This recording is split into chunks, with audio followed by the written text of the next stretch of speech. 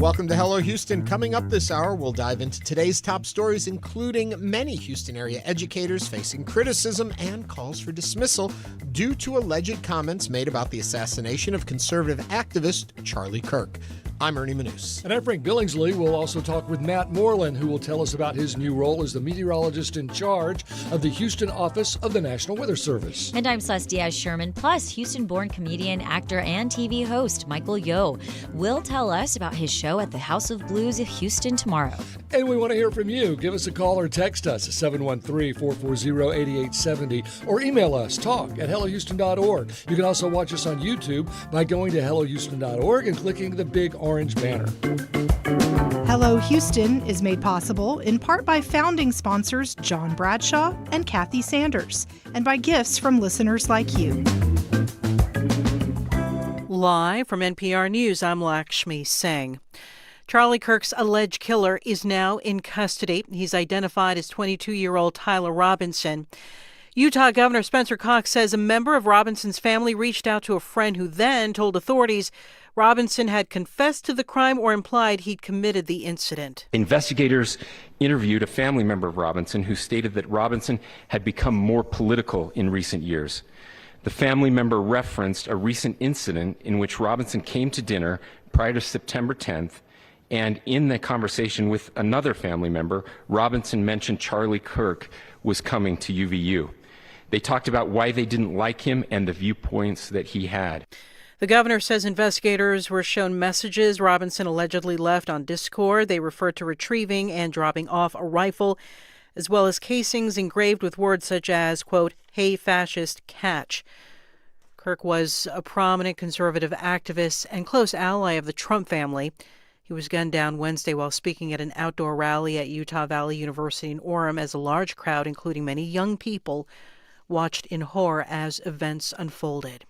Republican and Democratic Party leaders have both condemned Kirk's killing and overall political violence, which also claimed the life of a Minnesota state lawmaker, a Democrat, only a few months ago. Yesterday, Pennsylvania Governor Joseph Shapiro reacted when President Trump blamed Kirk's murder on the radical left. I think it is dangerous when the president cherry picks which political violence he's going to condemn and which he's going to allow to just simply pass. Shapiro has also been the target of political violence. Earlier this year, a man set fire to the governor's home while his family was celebrating Passover. Secretary of State Marco Rubio is heading to Israel this weekend. The trip comes just days after an Israeli strike on the Hamas offices in Qatar, where the militant group was considering the latest U.S. proposal for a deal in Gaza. NPR's Michelle Kellerman with details. The State Department says that Rubio will use his trip to Israel to convey America's priorities in the Israel-Hamas conflict and throughout the region. The acting U.S. ambassador to the UN told the Security Council on Thursday that the unilateral strike in Qatar did not advance Israeli or U.S. goals. But the State Department has been trying to tamp down criticism of Israel and keep the focus on Hamas. It calls on Hamas to release all hostages and says the group must never rule over Gaza again. Secretary Rubio is also promising to help Israel fight what he calls anti-Israel actions, including the unilateral recognition of a Palestinian state. Michelle Kellerman, NPR News, Washington. At last check on Wall Street, the Dow is down 181 points. It's NPR News. Live from News 88.7 in Houston, I'm Alexandra Hart. Members of the University of Houston Turning Point USA chapter gathered on campus Thursday evening for a 9/11 remembrance turned vigil, one day after conservative activist Charlie Kirk was assassinated while speaking at a university in Utah. Members of the conservative student organization, whose first branch was founded by Kirk, declined to speak with the media. UH student Diogo Roldan says he's not a member of Turning Point and had only happened to walk by as the vigil was taking place, but he said he had watched Kirk online from time to time. I think it's terrible. I think everything about it's horrific. I think it's devastating. I think it really just kind of shows kind of where society is in America right now, how divided we are. And I think something needs to happen. On Friday morning, authorities announced they had taken a suspect into custody, identified as 22-year-old Utah resident Tyler Robinson. Meanwhile, several educators around the Houston area are facing backlash over comments they made on social media about Kirk's killing. News 88.7's Sarah Gruno reports. The comments were made by former and current employees at Goose Creek, Pasadena, and Dickinson Independent School Districts. They quickly garnered backlash and statements from the school districts denouncing hateful speech. Republican state representatives Briscoe Cain and Terry Leo Wilson were among those who took to social media to call for their firings. One of the posts was made by a woman identified as a teacher from Goose Creek ISD. She suggested Kirk's death could have been, quote, the consequences of his actions catching up with him. In response, Superintendent Randall O'Brien said the district doesn't tolerate hateful or violent rhetoric for anyone representing the district. I'm Sarah Gruno, News 88.7. And one person is recovering from a gunshot wound this morning after being shot inside a Walmart by an employee Thursday afternoon. This stemmed from a dispute among the employee and customers at the store who were arguing. Multiple outlets report the shot was fired near a cash register. The store was closed for a bit while deputies investigated. The suspect has been charged with aggravated assault with a deadly weapon.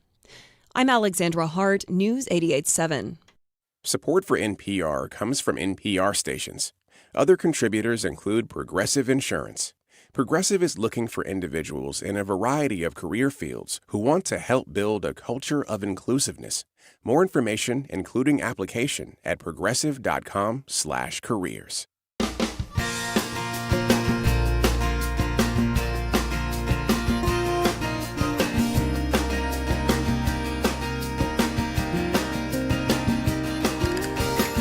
Live from the University of Houston, it's Hello Houston, an open forum on today's biggest stories affecting Houston and beyond.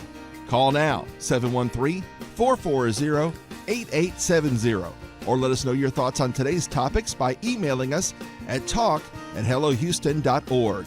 Now here's your host for Hello Houston, Ernie Manous, Celeste Diaz-Sherman, and Frank Billingsley. And good morning. It is Hello Houston, and we are here with you for we've got a solid packed Friday show. Yes, and it's Friday. That's the key takeaway. That's the key of the Friday part of it. Yeah, but if you think that means we're going to let you off easy with a really light show, we got a lot of heavy stuff going on in our world, but we're also going to have a few laughs, and a reunion is coming up that I'm very excited about today. I know I'm carried away, but today, you talk about current obsessions. Today, the new Downton Abbey movie comes out, the final Downton Abbey movie. If you are a longtime supporter or listener and viewer of the stations that we have here, you know that Downton Abbey aired right here on TV8, and we had an after show, aired all over the country. 130 some odd stations carried the show. It was called Manor of Speaking, and we're going to have a reunion of the cast. Helen, St. John, my butler, Mr. Rogers, and I will be here along with the Hello Houston crew. That's coming up in our next hour. But also, James Talarico is going to be here today. Yes. Obviously, given the fact that there is continuous breaking news, and we're going to keep everybody updated with that. But James Talarico is going to be joining us in the second hour to discuss his announcement. Yeah, he's going to run for Senate. He's running for Senate. A lot of questions to ask. In the meantime, it's a beautiful weekend coming up. Are you? Because you kind of hinted it was going to get awfully hot this weekend. Well, still, yeah. It was humid last night. We're looking at 90s for sure. Okay. So I think that's going to stay with us all the way through. What is the weather going to be in Round Top? Because we're going to Round Top to celebrate a friend's 40th birthday party, and I need to know. Cold, rainy, dark. What's going to be? No, it's going to be perfect. It's going to be hot like here. Humidity's not going to be too terrible, so the evenings should be nice. Great. And so what are y'all going to be doing? We're going to the Frenchy Hotel. Yeah. I think we're going to do kind of girls' pool day, maybe a little boozy brunch. It's going to be fabulous. I'm very excited. Happy birthday, Sarah Beth. I love you. So, okay, back to local weather. No rain this weekend, right? Whenever there's a sky, there's a chance. That we could get, just enough humidity for an afternoon shower, but nothing significant, no. All right. Well, talking about weather, coming up in this hour, Matt Moreland is going to be here. He's the meteorologist-in-charge of the Houston office of the National Weather Service. Yeah, we'll ask him about the weather. Yeah, he knows a lot more than I do. No, I doubt that. Frank knows everything. That's great. But we'll get into all of that and so much more. But as always, we start off with Celeste and the headlines of the day. Thanks, Ernie. Several Houston area educators are facing criticism and calls for their dismissal over comments they allegedly made about the Wednesday assassination of Charlie Kirk, a right-wing American conservative political activist and podcaster. Houston area State Representative Briscoe Cain, a Republican of Deer Park, and Terry Leo Wilson, a Republican of Galveston, took to social media on Wednesday to call for the firing of a teacher at Goose Creek Consolidated Independent School District in Baytown. It happened after the teacher reportedly suggested Kirk's death could have been, quote, the consequences of his actions catching up with him, and that's unquote, according to a screenshot posted on Cain's Facebook page.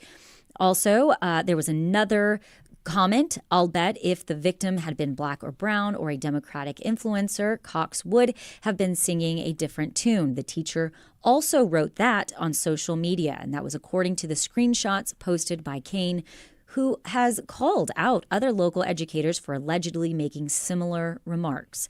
In a memo to families on Thursday, Goose Creek CISD Superintendent Randall O'Brien said the district doesn't tolerate hateful or violent rhetoric from anyone representing the district's schools. The teacher's employment status was not immediately clear Thursday. Another post that circulated on X in the aftermath of the assassination appeared to be from a substitute teacher in Dickinson ISD who allegedly wrote that Kirk condoned gun violence and died in his belief, and that was a quote. The district responded to a flurry of backlash on social media and claimed the post was made by a former substitute teacher who last worked in the district in 2022. The Dickinson ISD Superintendent Rebecca Brown wrote a statement on X stating, "We share in the community's deep concern and disappointment, and we want to assure our families that we do not condone, endorse, or excuse comments of this nature. Now is the time to join the conversation. You can give us a call at 713-440-8870. What are your thoughts? Should teachers be disciplined for posting their opinions? Should teachers be politically active in commenting on social media?" Again, you can call us or send us a text, 713-440-8870. Interesting conundrum, because, as I think it was Useless, it said it this morning, teachers are people. They have opinions. They have thoughts. They react to things. If it is a school-sanctioned platform, probably not. You're talking on behalf of an organization. On your personal accounts, though, do we have the rights to express? Do we have freedom of speech still to express our own opinions and thoughts? But then on the flip of all that, there is a responsibility that comes with free speech, that you are still responsible for the speech you use. So you have the right to say it, but you also can face consequences for what you say. So it's a lot to unpack in that. What are your guys' thoughts? It gets complicated because if you say, I'm Frank Billingsley and I'm a teacher at this school, but this is my personal page and this is my personal opinion, then you still identified who you are and where you work. And if you are identifying, even if you're on your personal page, you somewhat represent where you work. And I'm sorry, but you do. And most employee handbooks, which people read about as often as they read their car owner's manual, they are there, and they get very explicit about these kind of policies. And before you say anything, I just want to remind everyone the number, 713-440-8870. Jump into this conversation. So I think that this is very multifaceted. And I know a lot of teachers and educators and administrators that work in the education space and don't have any social media at all, because it's a true two-pronged type of situation. Nowadays, so much communication goes out on Instagram about events coming up at a school, posting of different things that are run by the school or the organization, like a parent-teacher organization, a PTO or a PTA. So people want to be on it to kind of know what's going on, and it becomes kind of a social calendar to a certain extent. But then the personal aspect of it, as a teacher, you have young students that's how they communicate. That's how they want to know, they want to see, and they'll find you and they'll look you up. And whether it's political or maybe there's something private in your life that's happening that you don't want people to know about, it's hard. It is really tough. I know more than one television personality that has a private social account under a completely different name. And if you know, you know. And if you don't, you know. You don't. And Alex Garza says on YouTube, every company has a social media policy. I'm assuming schools do too, which makes me think, though, But do your companies, do your employers have a right to control your belief system outside of the workplace? If Yes. you are not representing your organization. I mean, when you take a job, now for us, it's different. We are in the media. It comes with a certain set of standards that we're expected to uphold. We are to be unbiased. We are to be able to listen to both sides of a story, and showing personal opinions outside of commentary is frowned upon. But if you work for a factory that creates things, that makes widgets, that does something, should you also sign over your right to have an opinion in the public square? I think you do. I'm married to an HR guy, and yeah, if it's in the guide, if it's in the book, and you've agreed to work for that company, then you agree to go by their policy. Again, 713-440-8870. Now is the time to call, and we have a caller right now, Joseph from Pasadena. Joseph, welcome to Hello Houston. What is your comment or question about this topic? Not hearing Joseph. Let's grab Shannon from downtown, and we'll try and find Joseph in a minute. Shannon, what's on your mind? For some reason, we're not getting those calls, but you can call us at 713-440-8870 or send us a text. And we received a text. Colby in Katy says, I find it ironic that someone who says something like, quote, he faced the consequences of his speech, unquote, is having to face the consequences of their speech. Yeah, that is very ironic. Yep. So the whole thing's a mess. It's tough, right? Because it's also one of those things where I think when you say, oh, they are posting their beliefs, and yes, but I also think that sometimes people just post or like, and it's more of a casual thing. Now, this is not a casual topic, I understand, but I do think that people nowadays move so fast through social media, through their, and you might like something that somebody that seems reasonable post, that one post, and you might go to their page, and it is a completely different story. The other day, I was walking out of the building here, and I was kind of scrolling through, and I saw a picture, and I hit like, and I realized I hadn't read the caption that went with it. And I thought, yikes, what did I just like? Would my defense be, oh, I saw the picture, I thought the picture was cool, I liked it. Or could there be backlash about? So you have to we're in a different environment. I often like to use the expression of old world problems and new world solutions, and new world problems with old world solutions. In the olden days, a teacher could sit with her friends and give her opinion about things, and it stayed within her community of friends. Today, our community of friends is online. So if you have a personal opinion and you share it with your insular community, it no longer stays private. Well, and does it depend on what you say? If a teacher says about all of this, do unto others as you would have them do unto you, just the golden rule that's very universal. It doesn't have any particular religion. It's kind of found that some version of it certainly is out of Christianity, but it's found in almost all types of religions, just the golden rule. Is that okay? And now these same teachers are being mandated to put the 10 Commandments on their wall.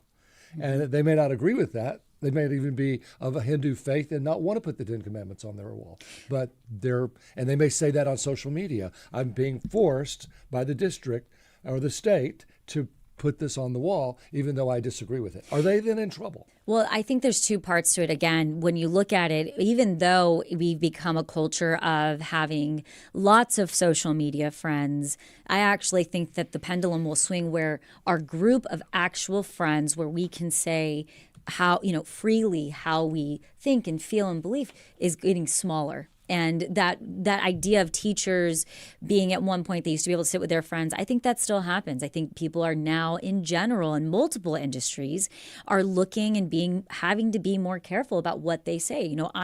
Whenever I was scrolling during this whole thing, I got off of social media yesterday because things were so heated, and I was seeing so many things, honestly, from both sides and a little bit in the middle, and all these things. I said, there's no point. There's no point of me about to sit and be respectful and responsible that I'm going to get anything out of my social media algorithms. 713-440-8870. Let's go back to the phones. Joseph from Pasadena, are you with us? Yes. There you are. Yes, we can. Okay, Joseph, what's on your mind? I just wanted to comment as a former educator. I worked in one of the districts that has been brought up today, and yes, teachers are required to go through social media training and to sign off on specific guidelines. Mm-hmm. However, if that teacher is acting in a personal role and not as a representative through the school, which means not communicating through school social media, school or on school social media, the same rights and privileges should apply as with all U.S. citizens as far as right to free speech, right to expression, and the ability to present their beliefs. Yeah. Joseph. Since when do we as a government or as a society curb, since when is our intent to curb this type of expression? Yes, Joseph, thank you for those thoughts. I think it's kind of reflecting a lot of what we're struggling with here on this particular topic. 713-440-8870. Shannon from downtown Houston is also online. Shannon, what's on your mind? Well, I have a couple of points to make. One, and with the last caller, it's like, yes, at what point, it's very subjective also, what is considered hate speech, because the president has said plenty of hateful things, and yet people, normal citizens, are getting pushed into the shadows where they're just, kind of just conglomerating in these small groups to be able to say how they really feel. What kind of message is that sending to our children? I have a 15-year-old daughter. It's like, you have to be careful about what you say. This is what she's being taught. Thank you very much for that, Shannon. 713-440-8870. I'm moving quickly because we have so many folks on the line right now. I don't want to hit a bunch of them. Danny from Northeast Houston, what's on your mind? So, I like to always preface this. I'm a lawyer and a former school board member. I would suggest educators to err on the side of caution. So I would suggest that you probably stay away from topics because you never know what people can say. That being said, the comments, the comments that people are jumping up and down about, I find extremely mild in comparison to other incidents that have happened, for instance, the Black Lives Matter things were happening, or other shootings or other things that people had a lot of things to say that were far less kind. I mean, now if they had said something like, the Samuel Jackson, I think he deserved to die, and I hope he burns in Hades. That is very inflammatory. But we're talking about people who are saying, well, I think that maybe maybe he did this. Probably not the best comment, but that I didn't think it was that extreme. And it's probably, more importantly to me, it's not as extreme as some of the things that Charlie Kirk himself has said. So those are my thoughts. I thought some of his rhetoric is far more inflammatory, and I talked about that yesterday when I called in. So that's my thoughts. Before I let you go really quick, Danny, though, talking about being a lawyer, do you expect that this is First Amendment challenges that we're going to see through the court of what is free to say anymore, or is this pretty much written rule and people just have to monitor themselves? It's up for debate. I mean, so the First Amendment is supposed to protect us. I mean, unfortunately, if you're looking at, you have representatives and people like that who are lawyers who should know that, yes, these people do have the right to say, their opinion. They do have the right for consequences to come about as well. Clearly, if they say something that is very, I think a lot of teachers do have a moral, like the previous caller said, they do have social media training, and if they say something, if they do things online that are misrepresentative of the district, they can be held to a certain standard. So there are repercussions. That's why my suggestion generally is probably to stay away from controversial topics. But this ultimately, this is a First Amendment issue. You should be able to. That's the whole purpose of this is why he's famous, because he had the First Amendment right to say his beliefs. Everybody didn't agree with him, but this is how he found his claim to fame. So when you're in certain employments, though, and this is why there are certain moral clauses in certain contracts that do try to address this. You can't just say anything. You ultimately are going to be a representative. Danny, thank you. I'm going to have to grab you real quick there because we've got to go on to Joe quickly from Spring. Joe, your thoughts? Joe, you there? Hey. Me? Yes. What's up? Oh, okay. Sorry, I'm from Texas City, so I wasn't sure. So the thing that I wanted to get on, I think the last caller got to it as well, is just wondering what free speech means and whether or not that's being kind of weaponized against people, right? Like if you can get retaliated against for speaking out, but then also praised for being the person who speaks out, then that's just a judgment on what the person is speaking about. Joe, thank you very much for that. We also have another Joe who is actually from Spring. Joe, what's on your mind? Can you hear me? Yes, we can. Okay. It's a tragic thing for this young man to lose his life, no matter what. And First Amendment, free speech, no ifs, ands, or buts, working for whatever. If you're saying it on your own and not at work, not using your email, I think that's free speech should stay as it is. If we can let the KKK walk the street and do their thing, you should be able to say your opinion. Joe, thank you for sharing your opinion, and we're going to wrap calls with Mike. Oh, yeah, Celeste, you want to say something first? It seems like there seems to be a theme about who gets to decide what exactly is hate speech, who gets to decide where that line is of crossing it, and how do we hold different people in different places accountable for what they're saying? Mm-hmm. I mean, these are very valid questions. Well, and from what you read to us about these headlines, the teacher apparently said that what happened to Kirk, that his death may have been the consequences of his actions catching up with him, implying that his supporting lack of gun control and whatever else he said, that isn't the worst thing in the world to say. It's it's snarky. I mean, and there are it's some kind of other ugly, people but it's saying not the some worst thing in very the world. extreme things. So it's almost like Briscoe Kane got a hold of this, who's running for office and tried to make a bigger mountain out of a molehill. Yeah, Let's grab Mike real quick. Mike, your thoughts? Thanks for having me. I used to teach at the graduate level, and I would offer my students an essay that asked them to do a lot of research, develop an opinion, and then make an argument. I was amazed at how many of them said, "You mean I'm allowed to have my own idea?" And I think this discussion that we're talking about keeps leading towards this idea that somehow education is repeating back everything you're told. And we're individuals, we're humans, we have opinions. We can't just make those go away and pretend like they don't exist. So teachers being choked back on what they can and can't present to students, I mean, that's antithetical to education. That's training and indoctrination. Mike, thank you for your thoughts. And those thoughts all came in at our number at 713-440-8870, where we're always interested in what you have to say.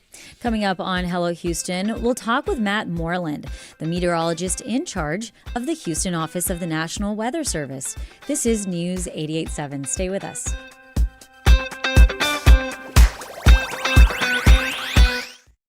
With federal support gone, Houston Public Media needs a stronger foundation for the future. The Houston Public Media Resiliency Fund is our response to ensure this service remains strong, stable, and community-powered. Your gift today helps us stay on the air tomorrow and the day after that. Give now to the Resiliency Fund at houstonpublicmedia.org/donate or call 800-364-8300. HoustonMatters.org. Imagine two friends getting together. So what's happening in Congress? Well, this is something that is going to be tough to defend in an election year. And that's assuming it even passes, which it might not. Imagine you could listen in. And then what about the Senate? The bills are just rocketing out of the chamber. Have they gone too far? The House might say, well, wait a minute. Well, you can. Party Politics with Brandon Rottinghouse and Geronimo Cortina. Fridays at 7:30 p.m. on News 88.7, at 8 on TV8, and on your favorite podcast platforms. On the next Radio Lab. You are going to die from this disease. The chemotherapy is going to stop working. A doctor cures his own incurable disease. That was when everything changed. Everything in me shifted. And wants to use AI to cure all the rest of them. I just feel this sense of responsibility that, you sure as hell better spend the rest of your time trying to find as many more of these medicines to help other people. That's on the next Radio Lab. You can hear that tomorrow night. It's on at 9 p.m. Tonight on Houston Public Media TV8. After a new episode of Party Politics at 8, enjoy encores of the Ken Burns documentaries Prohibition at 8:30 and Muhammad Ali at 10:30. Tonight on Houston Public Media TV8. Support for Houston Public Media comes from Near Northwest Management District. Located off 290 in the 610 Loop and 249 in Beltway 8, is a developer-friendly business environment located at the intersection of innovation. nnmd.org. And now back to Hello Houston. Call now, 713-440-8870, or email us at talk@hellohouston.org to get your comment in on today's topics. Here's Ernie Manous, Celeste Diaz-Sherman, and Frank Billingsley. All right, several months after the meteorologist-in-charge at the National Weather Service in Houston Galveston office opted for an early retirement, the federal agency finally has appointed a replacement. Matt Moreland is here with us today. He's taking on the role. He's not only a longtime friend of mine, but a Houston native, born right here. It's so impressive. I've watched your career. And you're a senior advisor at the National Weather Service. You led the Science and Technology Service Division for the Southern region. You went from here to Key West. Here to New Orleans to Key West. And then to San Diego. So I've had to live in some tough places. Oh, yeah. I'm not feeling bad for you. Welcome home, and thanks for joining us on Appreciate Hello that. Houston. And if you have questions for Matt, you can join the conversation at 713-440-8870. So this was truly a coming home for you as the boss. And a lot of people, we say MIC all the time in the weather business, meteorologist-in-charge. But what exactly is that to people? Yeah, so basically I'm the supervisor of the weather office, the local Houston Galveston National Weather Service office. We cover all of Southeast Texas, so forecasts and warnings, supporting emergency management media. Our coverage area is roughly north end is like College Station up to Crockett, like Brazos, Madison, Houston counties, down through the whole Houston metro, and then the coast we cover from like Matagorda Bay up to Chambers County, High Island. So that's our zone. Meteorologist-in-charge is a big title, I feel like. Talk to us about what kind of conversations you're having as you come into this new office and you're looking at such a high-risk area of lots of weather events. Yeah, so right now, obviously we had an unusual situation. We had a lot of voluntary departures in the Weather Service this year, rare early retirement offering, which I think was our first one in decades. I mean, it's really rare to see that in our agency. Just turned out that here in Houston, we ended up with all of the management positions being vacated. And we had folks coming in on an acting basis in my role for about the last 6 months. We kind of had a 2-week rotation. So I'm the first manager to come in on this. So obviously I'm kind of having to pull together all the programs in the office. So a lot of my first few weeks has just been talking with the team and we're here.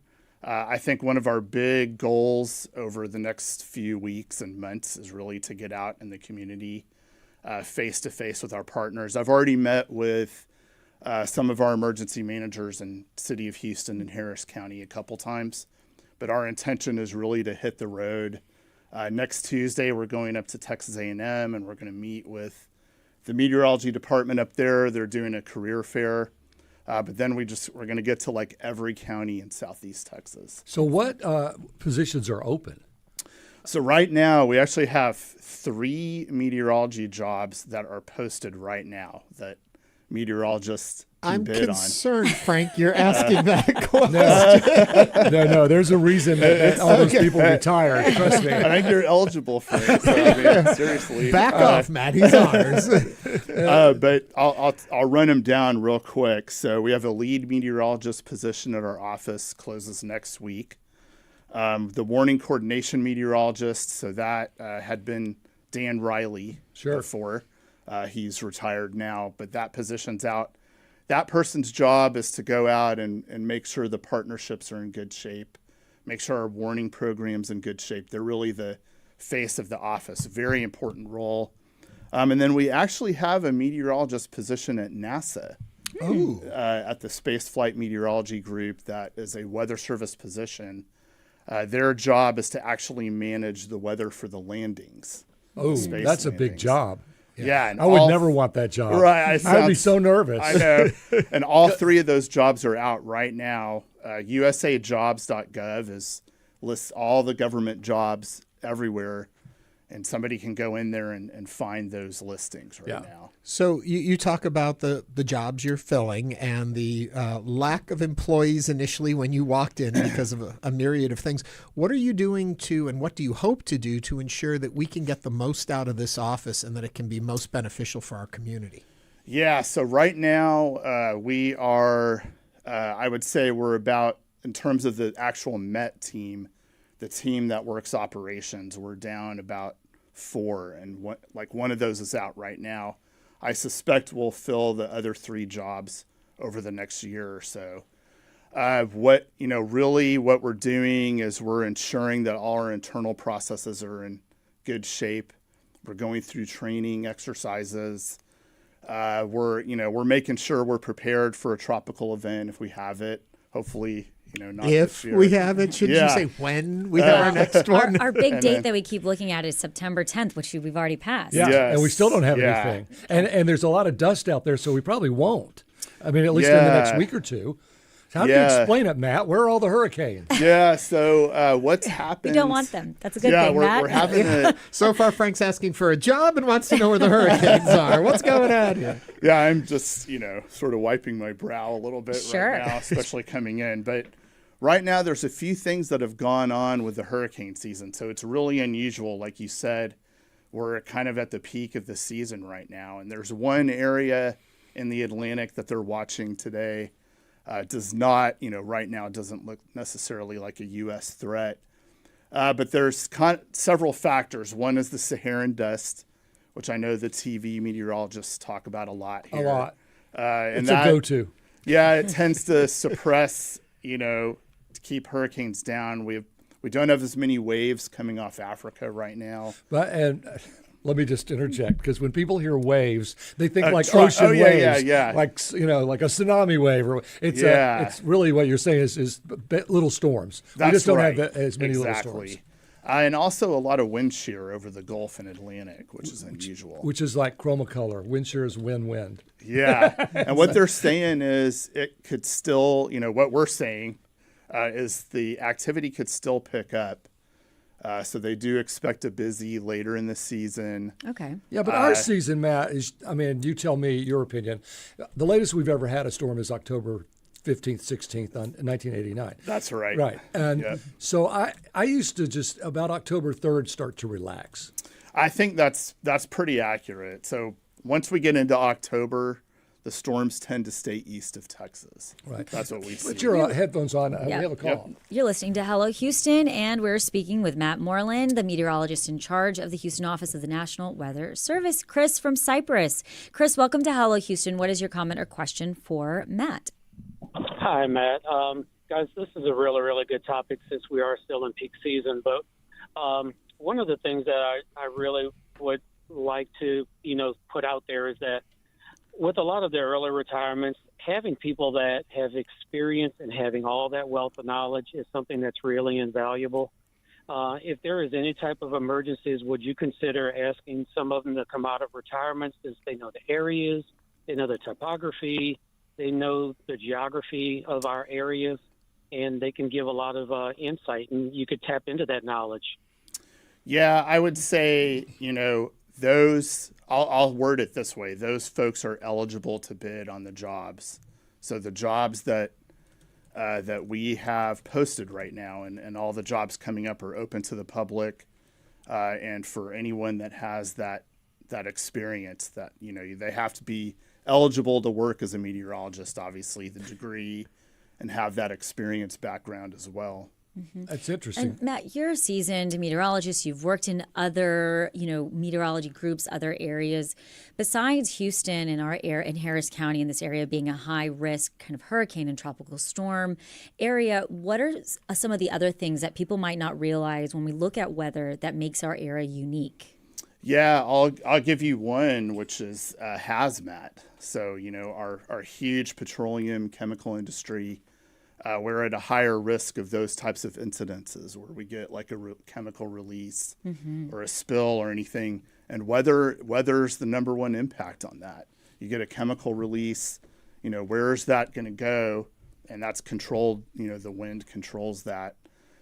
We get, winter weather is kind of interesting. We We don't get a lot of it, but we do get it here. When we get it, we get it. And I told Matt I was going to ask him this because there was always a rumor that if we had a hurricane in the summer, we would get snow in the winter. And that happened enough times that the National Weather Service actually looked into it and determined it was just a coincidence, right? Okay, it was just a coincidence. So it wasn't a trend. Well, let's talk about Beryl and our snowstorm in January. Matt, how do you explain that if it was just a coincidence? So I like the meteorologist questioning the meteorologist. I actually kind of looked into this, and it's interesting. There's a number of times that happened. So Beryl, I mean, this January snow was impressive. Oh, yeah. Here in New Orleans. We had the big weather conference in New Orleans, the American Meteorological Society meeting in January. We all had to leave right before the big snow because it would have been cool to see that. But go back to Hurricane Ike, 2008. It snowed 3 months later. Yeah. Ike made landfall, and we had snow that December. And then the 89 season, we had the big freeze and the snow. And we had three systems that summer. Yeah. Our first Allison, and then the Chantal, and then Jerry that we were talking about in October. Yeah, and then it snowed right before Christmas. Yeah. So there is something to this, Matt. We've got to admit it. We've got to quit saying coincidence. So, Matt, and this is a question I ask Frank all the time and trying to understand because I'm always looking for patterns and for logic. How much is there a structure that is consistent in the world of weather, and how much is it erratic and unpredictable? So if we know at this point we're looking forward and we haven't had a hurricane yet, can you say with any assurance, or at any moment can that shift? How much is predetermined? I'll say this, like we're getting better at, so meteorology's always been pattern recognition. And obviously when you work, like for myself, I grew up here. I know I know coming up we're going to start having cold fronts and we'll have sea fog in the winter and whatnot. So, you get more comfortable with the patterns once you're in a place for a while. And our models that we use to help base our forecast are getting better and better. And so, but there is always going to be, these extreme events or an element of unpredictability to it. I always say that climate is what you expect, weather is what you get. But speaking of that, Matt, AI, all of this artificial intelligence, they're already using it with the European model, and it's done pretty well. So what's your opinion on it? Yeah, so we'll see, even with the models that we run here in the U.S., there's a lot of national initiatives right now to start building AI into the models that we use. We're also looking at, the way we do our forecast. Can AI help point the meteorologist to the most important areas they need to look at? We can do that ourselves, but can it help better inform us on the forecast we're going to put out? So absolutely, this is the new world we're living in, and this is going to be our future for sure. Sounds like we did get one question on our YouTube channel from here there saying, not sure if this is a weather question or marine biology, but what's the current location of all that seaweed, and does it impact weather, or does it affect weather, or how weather affects the mainlands? I honestly don't have the answer to that one. As far as affecting weather, not necessarily, although certainly like ocean currents are going to affect where that would go. Yeah, I would think that more than anything, it's just a nuisance. Although it's good for the ecology, all that seaweed. Not great for the beaches. So Matt, moving forward into this season and into this new role, what are your thoughts on the vision of how you all are going to communicate and work with people within our area? Yeah, so we have several kind of big initiatives planned right now. So we're going to start off with this I'm calling it like a road show. We're going to go county to county, meet with our emergency managers, the city folks, the county folks over the next few months. It's going to be a long process. Media. So we're planning on, I'll say we're either going to host a media workshop or we're going to try to go visit the stations as a team, or maybe both. So we have that planned over the next few months. I can tell you, it would really do wonders to educate the reporters in the stations That's interesting. About weather, because the meteorologists understand it. Yeah. But the reporters, as good, some of them are excellent, but a lot of people that come into Houston from other places, they don't get the hurricane deal. They just don't. Yeah. Until you go through it, you don't quite understand a lot of the floods that we see and the hurricanes and the big storms. So and how it really affects the community here, especially leading up to something or post, something. And even if it's not a major event, right? We are always alert here in our area, and so I think that that's an excellent. Yeah, point. I think you should absolutely do that. So very quickly, what? And if you have any advice for Matt, I'm going to take that home. I mean, that's a great idea. We're giving you lots of advice here. Matt. Even if we could, even do a presentation or talk through some Britta of these Merwin events at Channel 2, actually, when she was there, actually had it all set up. And, COVID hit or something, and we couldn't do it. And for the record, Matt, this is your first time talking to media on Hello Houston. So if you're listening, just know. Most media have questions. We have answers. So thank you for coming. It's an honor to be here with Houston legend. Well, to say. And listen, the AMS conference you talked about in New Orleans last year is in Houston this year. So that's right. Probably a lot of people looking for jobs. So head down there. Yeah, we're going to be recruiting everywhere we go. I'll put it that way. Excellent. Matt Moreland is the meteorologist-in-charge of the Houston office of the National Weather Service. Matt, thanks for joining us today on Hello Absolutely. Houston. And good luck. Good luck. Thank you. I appreciate that. Coming up, we'll talk to Michael Yo. Stay with us as Hello Houston continues. On the next Planet Money. Federal funding for public media has been cut. In response, we're creating Houston Public Media's Resiliency Fund. Donations made toward the fund will directly counter the loss of the $2.2 million in federal funds that were cut annually and strengthen our station's foundation to provide our services into the future. Contributing to this fund is easy and quick and makes all the difference to our station. Help build the Resiliency Fund now at houstonpublicmedia.org/donate. Your support for Houston Public Media powers the programs you trust and rely on. And your employer may help your contribution go even further. Many employers sponsor matching gift programs, doubling or even tripling employee contributions. It's an easy way to maximize your impact on the programs you rely on. Search for your company and get started today at houstonpublicmedia.org/match. Houston Public Media is licensed to the University of Houston System, governed by the UH Board of Regents. Information about open meetings, dates, times, and locations is online at uhsystem.edu. Support comes from Alley Theater, presenting The Da Vinci Code. Symbologist Robert Langdon and cryptologist Sophie Noveau race to solve a puzzle that could change history. September 19th through October 19th. Tickets at alleytheater.org/code.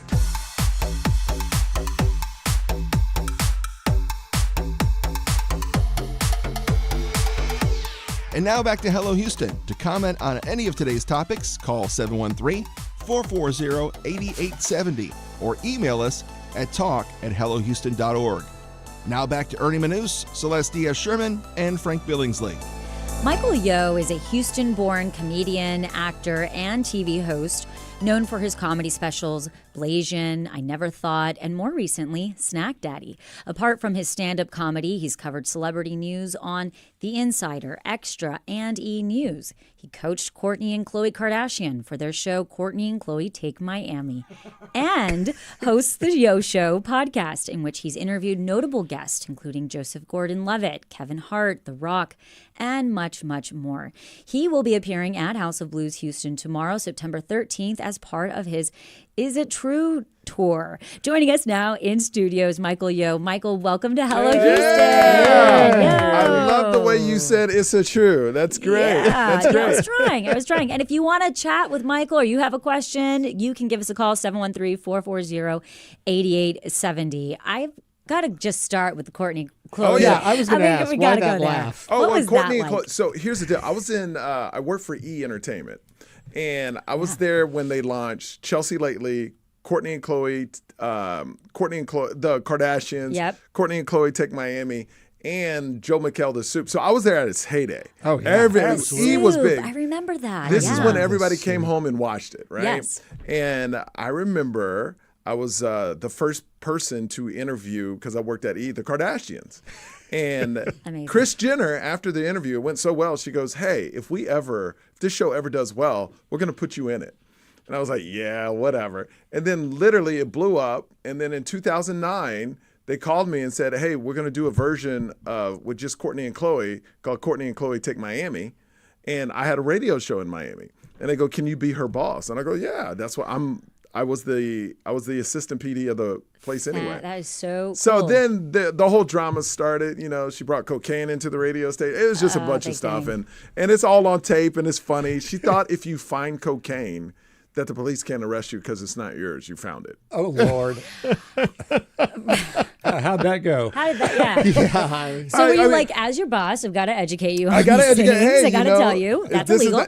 This is not good. This is illegal. You can still go to jail. So it was the thing that really blew up on social. Well, the social media that was back then. A little bit about the appeal of the Kardashians. Why you think it struck such a nerve and became such a juggernaut? Well, I think people say reality stars have no talent, but I think there is a talent to get people to come back and watch you every single week and to buy all your products. That's a talent. That's a talent everybody wishes they had. Now, the Kardashians, I think they struck a nerve because you had Kris Jenner, you had Bruce Jenner at the time, because they've been trying to sell the Kardashian girls on television for 5 to 6 years before that, but no one wanted to pick up just the girls. So what happened was had a show with Lindsay Lohan. She was about to shoot this show and it dropped out. She dropped out at the last minute. Ryan Seacrest had an overall deal with and he goes, hey, I got these girls. And they go, we've seen the girls, we don't want them. And he goes, what if we throw the parents in? You got an Olympian. And they were like, yeah, that could work. So Rush Job, they put it on. They shot the promo in a closet. And then it blew up. What I liked about it is, although they would have their fights and squabbles, the end of the show, they all were back as a family. They not like the housewife shows where they just hate and bitch and all that. They really ended up being friends at the end as a family. I mean, it's like wrestling, right? I mean, wrestling has a storyline and they fight and then they'll get back together and then they'll fight again. I mean, here's reality TV, how it works. Somebody does something that gets somebody mad.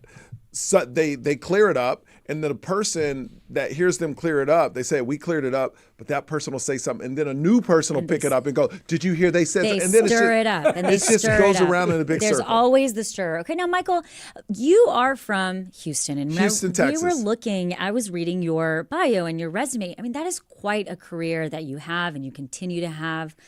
Talk to us a little bit about that and to be back in Houston. Oh, I love it. I grew I grew up on the south side of Houston. I went to Dobie High School. Oh, you know, hey, Dobie High School, Sagemont area, Scarsdale Boulevard. What's up? Anyway, I grew up there on the south side of Houston, and to come back, I sold out the House of Blues last time I was here. We're gonna sell it out again this time, but it's a thing where they come out. I know a lot of people, and right now, Houston, Texas is going through this explosion of stand-up comedy. You got Mo Amir, you got Ali Sadiq, who I talked to yesterday. I know he was on this show. Phenomenal comedian, and it's starting to people are starting to recognize Houston for stand-up comedy and good shows because Mo Amir shot his show here. So it's a thing where coming back and performing here means so much, so much. Yeah. Is there something unique about being in the Bayou City that makes you funnier people? I don't think so. I think our families make us funny. Like my mom is Asian, my dad's black. You know, my dad has a PhD in nuclear physics. My mom is a high school dropout, but she's very brutally honest. I mean, that's very Houston. It's very Houston, right? You're like a fusion. I am a fusion. I'm a fusion. I'm Blasian. That's why my kids are black, white, and Asian. We call them pandas, little panda bears. If you were a restaurant, I'd come and eat there. Thank you. We'll call it soul food, but the soul is spelled S-E-O-U-L. Black and Korean food mixed up. Now, unless I missed something, yes. You are a clean comic. I am a clean comic. And I like that. I watched some of your stuff, and where you could have used other words, you said stuff. Yes. And I noticed that because it's very Seinfeld, and I think it's kind of brilliant. Well, I just got to a point. My kids are 8 and 5. And my last 2 specials, there was like 2 curse words in it. And I didn't really need them because as you grow in comedy, just like in radio, you start off green, then you get better and better and better. And then you find out I don't even need to say those words to be funny. But at the time, they felt so important to say to actually make the joke hit. And then you realize, oh, you don't need them. And then, so like a Seinfeld, like a Nate Bargatze, it's like I want my kids to enjoy my stand-up. And now the crowds I get are people my age. I'm 50, people my age, but their kids are 21, 22, 30. They all come as a family. Well, and it's such an amazing. I love your references to the 65-year-olds in the. Oh my gosh! Well, I'm 50 and everything's falling apart, but 65. I feel for you people. Speaking of things falling apart, Yes. though, if you hadn't had an injury, you wouldn't be here today. Is this a correct? A concussion? Are Yeah. you speaking about? Oh Yeah. yeah. I was good in college football. Well, I was good in high school, played college football, and they got too many concussions. And then that got me out of football, and I came back to do radio at 104 KRBE. I was at that. I worked at 97.9 The Box back in the day. Jimbo. With Jimbo and the Miggity Mad Hatter and all these people. So I started like in radio, worked for 107.5 The Buzz. And But then back to the concussions. If it hadn't been for that, I who know. would you be today? I would probably be a miserable football player that's retired. With a different kind of injury. Well, yes, And with a different kind of injury. We do have a question from our YouTube comments. Michael, as a stand-up, which city was your toughest crowd? You know, That's a good one. You know what? They say New York's the toughest. I think New York's the easiest because they want to laugh. LA, believe it or not, Los Angeles Really? is the toughest crowd because you got to understand in Hollywood, everybody thinks they can do it. Right. So Yeah. just imagine, and it's all industry. So if you can crush in Los Angeles, you can crush anywhere because it's all people going, oh, they're there to be seen and not really laugh. Who's next? Like I was on a show. This was the lineup I was on probably a month ago. It's Bill Burr, me, Tiffany Haddish popped in, Sebastian popped in. So it's just like all these people. So people are used to that level of comedy. And they're so spoiled because I've seen shows with these comedians that sell out stadiums. But in Los Angeles and Hollywood at the Improv, 200 tickets sells out at the last minute. Yeah. And I'm like, are you serious? Like you're that spoiled, Sebastian, Bill Burr on a bill, and you wait till the last minute to buy tickets? I hate LA. Flip it. Who's the best crowd? Who's the best crowd? I mean, Houston, phenomenal. Houston. Denver, Okay. great. San Diego. I mean, there's great crowds everywhere except Hollywood, California. They're all good It is except the Hollywood. worst crowd that ever has been made. Here's a question. Yeah. Tell us how The Rock changed your life. Oh my goodness. So I used to interview celebrities. I love doing that. And The Rock knew I started stand-up and I wanted to be an actor. And then one day after an interview, remember he does hundreds of interviews for these junkets. He says, pause, time out, told his people, I need 3 minutes with Michael Yo. He pulls me to the side and he goes, what are you doing? I go, I'm doing my job. He goes, no. I don't want to ever see you interview me again. He goes, you have so much potential and you're wasting it interviewing me. He goes, you can be much greater. It's like a Rock video. He was like, you can be much greater. You're funny. You got so much talent and you're sitting here interviewing people, listening to their dreams while you're not living yours. And I was like, yeah, that's true. That is so true. So it's crazy how he saw more in me at that moment than I saw in myself. And after that, I still was in entertainment news because it paid the bills for 2 more years. Sure. But I started to transition into stand-up. And now I control my own destiny, not other people. Moments where you were worried it wouldn't connect once you made the shift over, the self-doubt that a lot of people have. I think you still have self-doubt. Yeah. You know, I think no matter how successful you are, it's what you're doing. To me, self-doubt, I always have self-doubt, but it goes away when you know what you're doing it for. All I am on earth to do today is to make people laugh and to watch my kids grow up as long as I can. That's all I'm here for. And my wife, take care of my wife. That is all I am here for. That's all. That's why in my comedy, I bring together people. It's all about family. It's all about love. It's clean. I do not want the outside interference in. And that's why I don't bring it up, because I believe, whether you're a believer or not, I believe God put me on this earth to make people laugh and to bring people together. Because the one thing that's great about comedy, it's one of the only things you have to listen to and not talk to get the joke. Yep. You know? Well Michael said. Yo A is joy listening to you. Michael thank Yo you. is a Houston-born comedian, Yeah. actor, and TV host. Michael, thanks Thank for you so being with much. us today. Welcome home. Thank you. Appreciate it. You can catch Michael perform at House of Blues Houston tomorrow, September 13th. Coming up on Hello Houston, we're going to continue diving into today's top stories. Stay with us for that second hour of Hello Houston.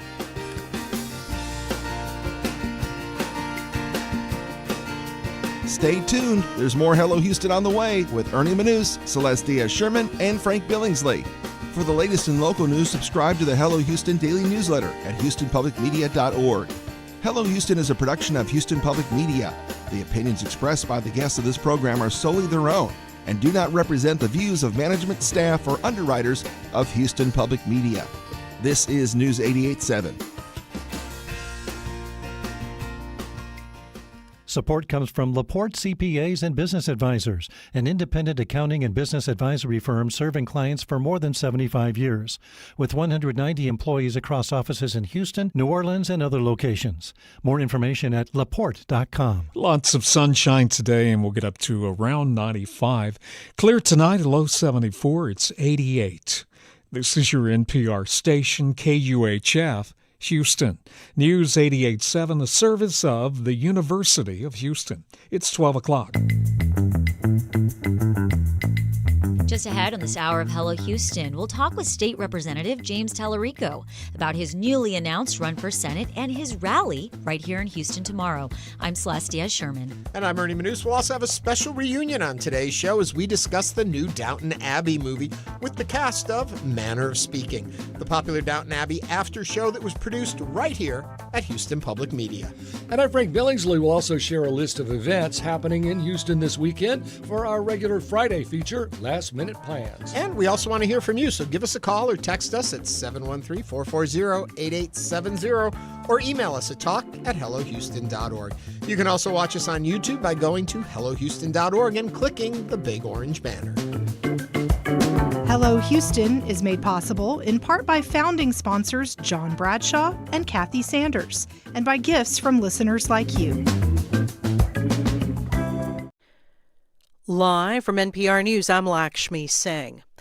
The man accused of killing conservative activist Charlie Kirk in Utah Wednesday is expected to be charged with aggravated murder. Authorities say 22-year-old Tyler Robinson was apprehended 10 p.m. local time, 33 hours after he allegedly gunned down Kirk at an outdoor rally on the campus of Utah Valley University. NPR's Frank Ordonez reports President Trump says the person responsible should be given the death penalty. President Trump praised the collaboration between local law enforcement and federal officials. In an interview with Fox and Friends, Trump said, quote, "We got him." Well, I hope he's going to be found guilty, I would imagine, and I hope he gets the death penalty. What he did, Charlie Kirk was the finest person. He didn't deserve this. The arrest follows a widespread search that began soon after the conservative activist Charlie Kirk was shot while speaking at a college in Utah on Wednesday. Utah's governor said casings found along with a rifle had inscriptions that read, among other things, "Hey, fascist, catch." Officials believe the suspect acted alone, but the governor says the investigation continues. Franco Ordonez, NPR News, New York. NPR's Odette Youssef reports the country is seeing an increase in what some call non-ideological extremism, where people with an incoherent jumble of ideological influences carry out mass shootings. However, data show one group continues to pose the biggest domestic threat. The FBI has said many times over recent years the most lethal and persistent threat when it comes to violent extremism up till now has come from violent white supremacists.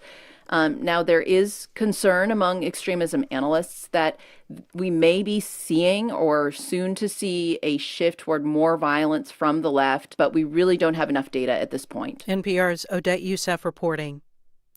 Russian and Belarus forces will hold several days of mass joint military exercises along NATO's eastern flank starting today. The military drills are taking place at a moment of spiraling tensions with the Western military alliance. Here's NPR's Charles Maines. The military exercises will see thousands of Russian and Belarusian troops respond to a mock invading force and include stagings in the Baltic and Barents Seas, as well as simulated deployments of nuclear weapons.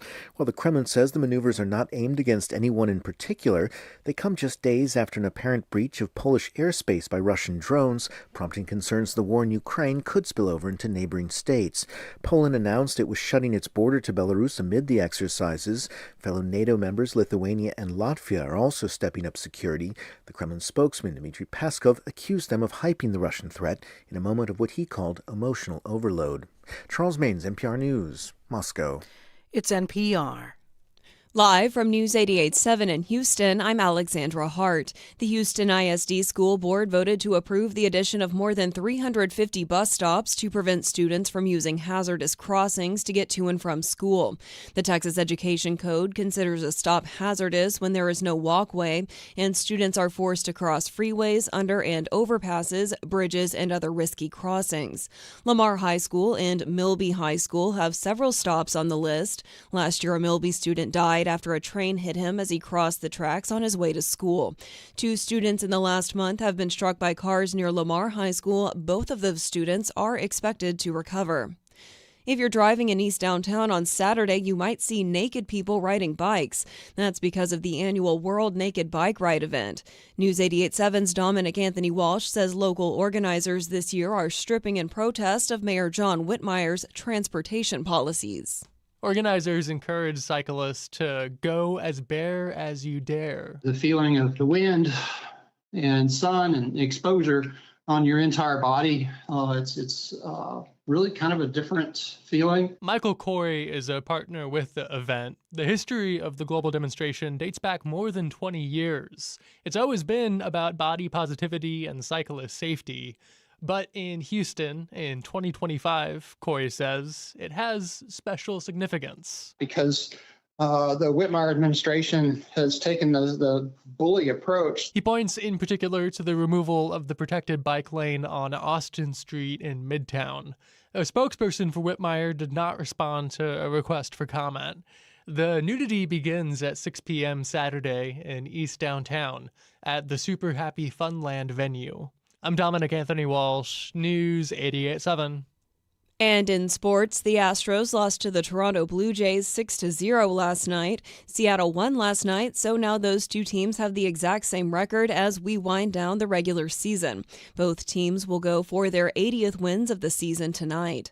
I'm Alexandra Hart, News 88.7. Support for NPR comes from NPR stations. Other contributors include Subaru, featuring the 2025 Subaru Outback with standard symmetrical all-wheel drive and up to 9.5 inches of ground clearance. Learn more at Subaru.com/Outback.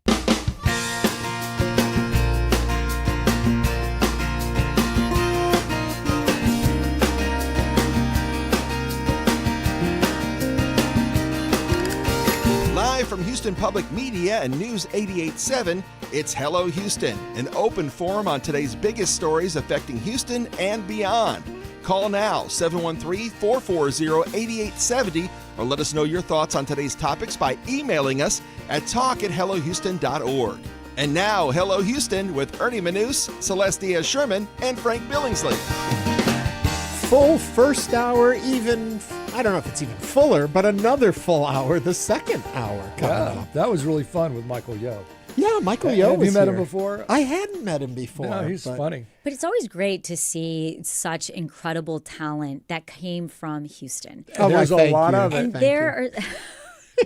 like Ernie Manous. There you go. I've seen our Ernie. numbers go down as soon as you said that. No, but truly, we've had quite a few comedians come through, and we had Ali Sadiq on. We had, now Michael Yo. And we've also had, filmmakers and documentarians. And to me, it's one of those things where Houston is always having a moment. Yeah.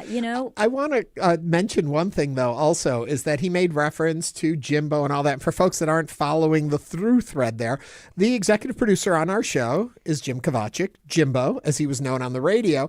And Michael was his intern at the radio station back when Michael started off. So it's kind of like a full circle moment. So we're hoping that the special sauce or whatever it is Jim put onto Michael, he'll put on all of us and make us big stars like Michael Yo. And it's also a note, be nice to your interns, because one day... Oh, that could be your news director. That was always my philosophy.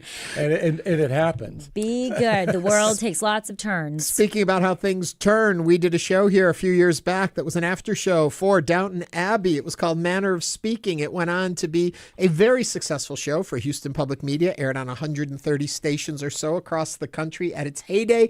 And that cast is going to reunite here today in just a few minutes. So we will revisit with Helen St. John and my butler, Mr. Rogers, as we celebrate the release of the final Downton Abbey movie. I'm excited about it. Well, you were on the show Manor of Speaking as a guest. A couple of times as a guest, yes. I watched the show. And now I get to sit right next to you and talk about full circle moments. Yeah. How full circle can you get?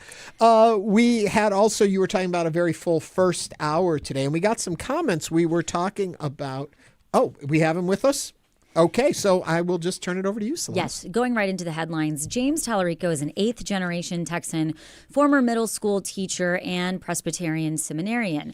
He has served in the Texas House of Representatives since 2018. He is a member of the Democratic Party and has been called a rising star among Texas Democrats.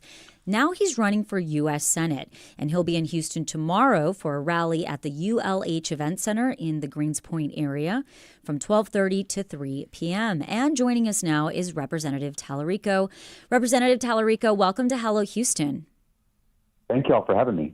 Thanks for joining us. And if you have any comments or questions for Representative Talarico, you can join the conversation 713-440-8870.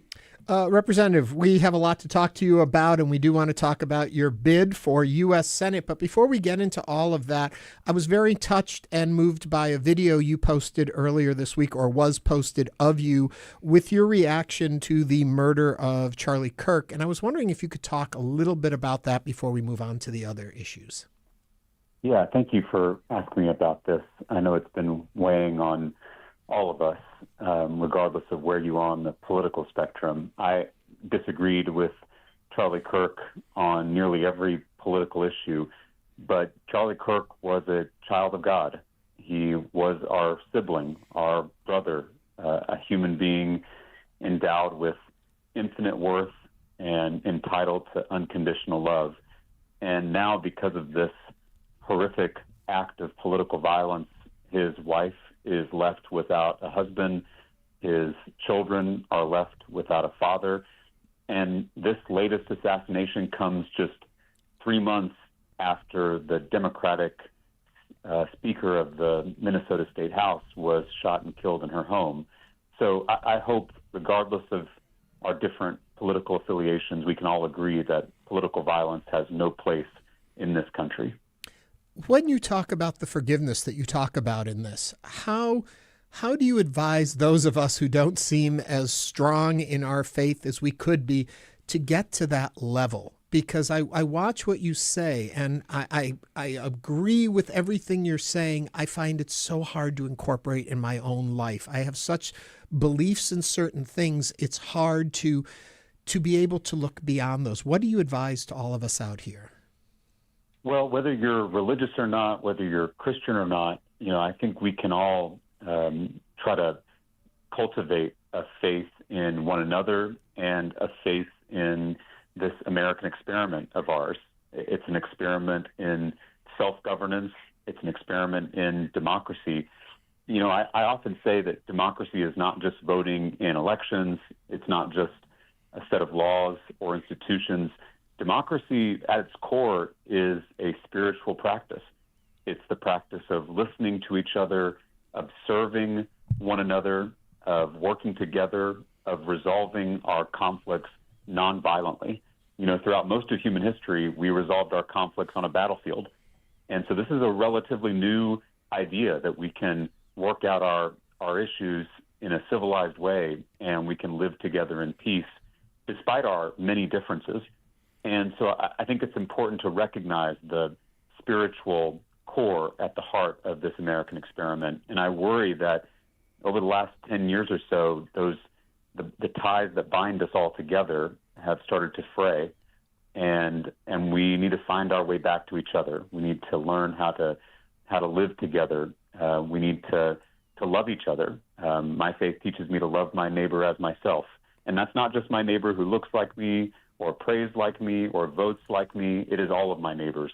And I think that is something we all have to get back to in this country. Mr. Talarico, this is Frank Billingsley. I'm looking at your website, and I like your tagline. It's time to start flipping tables. Tell us why you want to be. Why do you want to be a senator from Texas?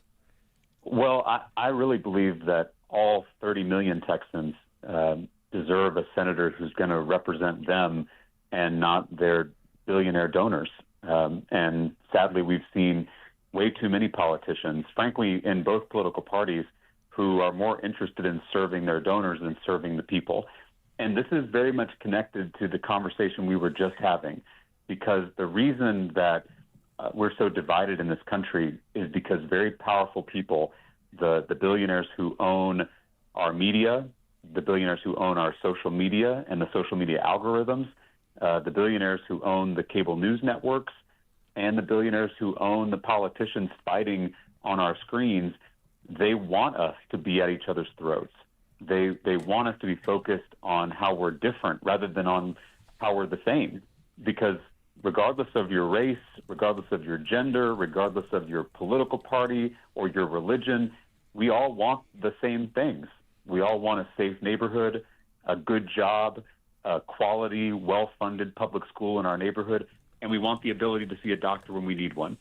And so that's a lot of common ground. We all have to resist these divisions that are being put in place by very powerful people at the top of this country, and we have to come together across all our differences to take power back from them and put it into the hands of the people.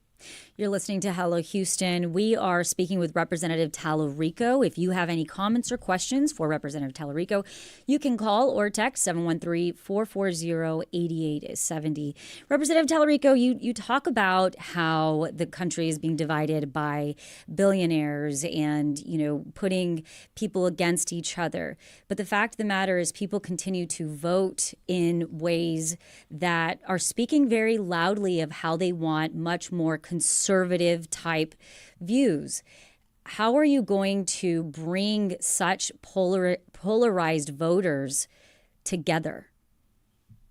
Well, I share a lot of those small c conservative values, the values of faith, of family, of community, of hard work, of tradition. I may be a Democrat, but I have a lot of those conservative values that many people in our state share. But what we're seeing in our politics right now is not conservative. Destroying this economy and making it so working class, middle class people can't get ahead, that's not conservative. A politics where the media and social media divides us from each other and tears apart communities, that's not conservative.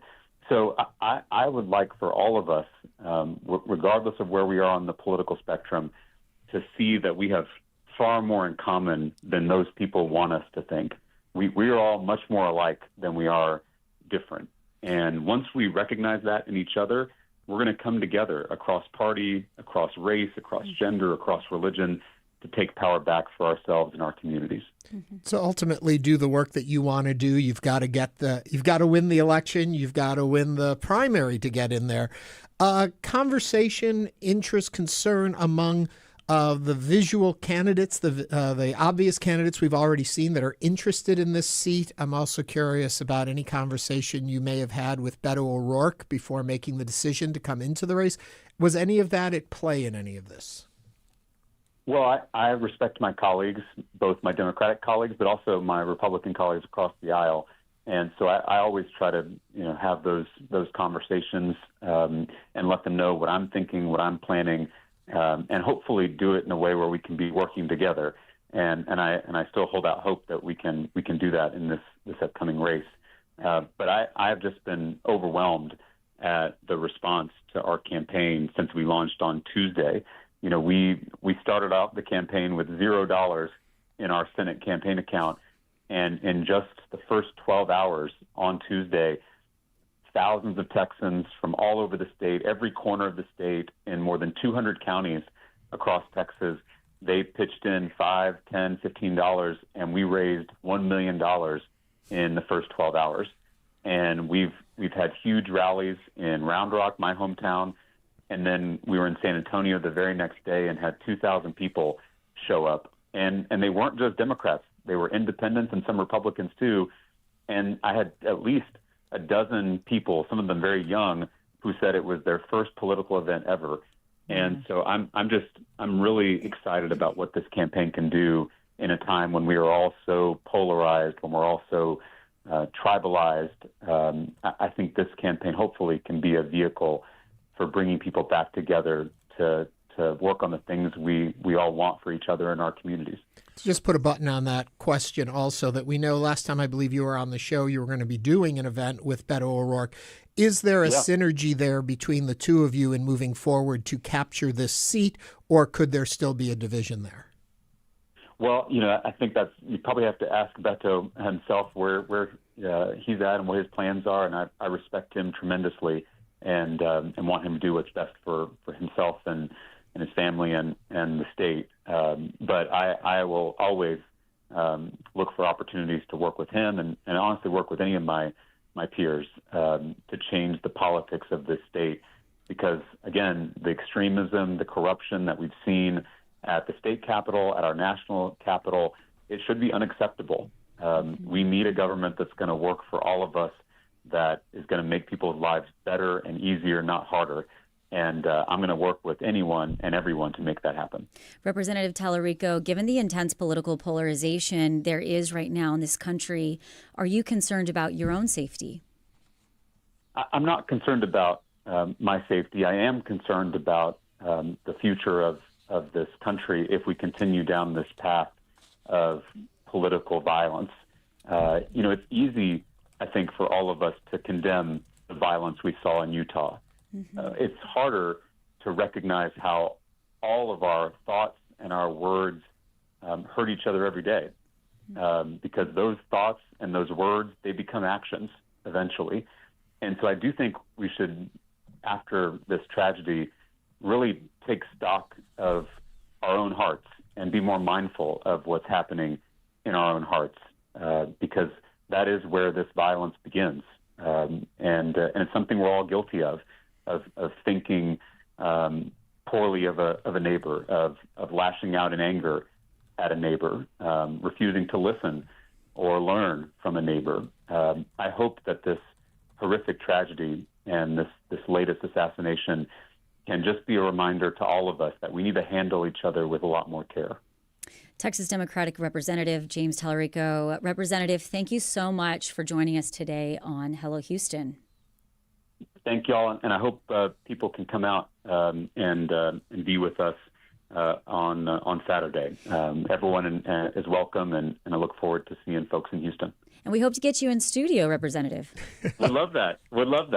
Okay, Representative Talarico will be in Houston tomorrow for a rally at the ULH Event Center in Greenspoint area from 12:30 to 3 p.m. I think it's exciting. I think that the more talented, caring, sincere people that get in a race, the better off all of us are.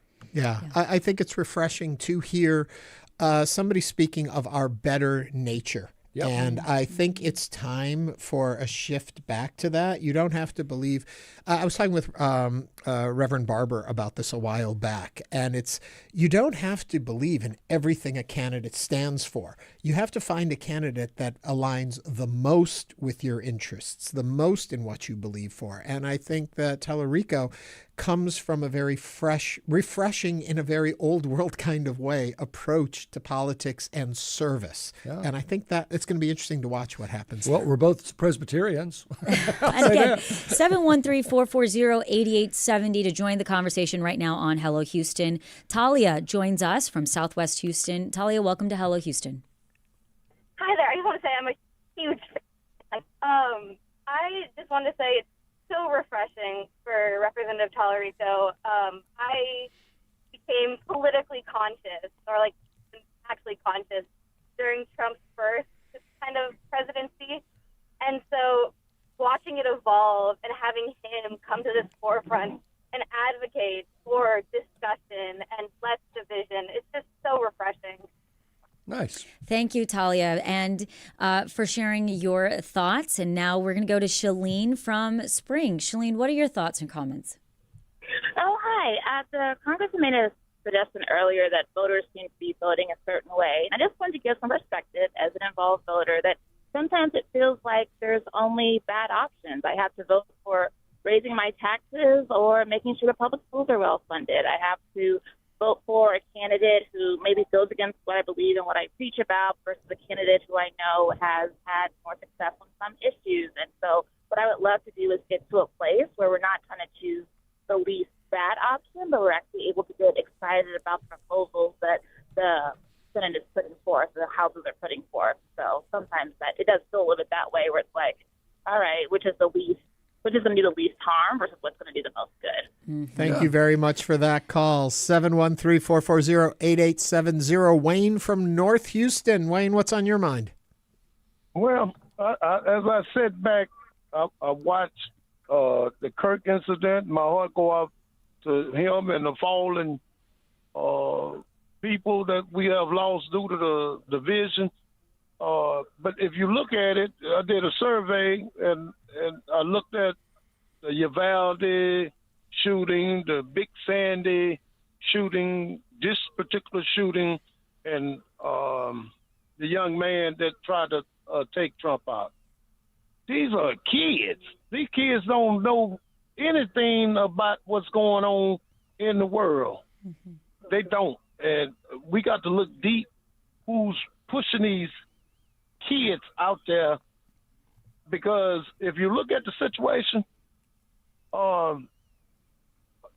if you couldn't say something, we need leaders to tone stuff down, not to take gasoline and cherry pick what you can say to help your situation. We are sparing out into abyss, and it's not pretty. And where are the preachers and the Kirk? I don't hear them when stuff go down. Thoughts and prayers. If we get these thoughts and prayers, we ought to be the safest nation in the world.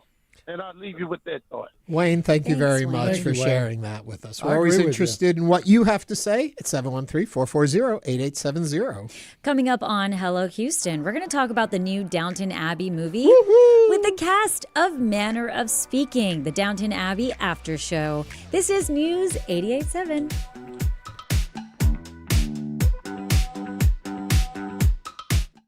Hello, I'm Josh Adams, General Manager of Houston Public Media. This station just lost $2.2 million in federal support annually. To keep our station strong, we've launched the Resiliency Fund, powered by community members just like you. Your support will help bridge the funding gap and ensure these programs remain free and accessible to everyone. If public media and this station matter to you, now is the time to act. Support the Resiliency Fund today at houstonpublicmedia.org/donate. Did you know your gift to Houston Public Media could go twice or even 3 times as far through your employer's matching gift program? Many companies will match the charitable donations of their employees, and some even match gifts from retirees. That means your support for trusted news and programs could have double the impact for our community. Find out if your company participates at houstonpublicmedia.org/match.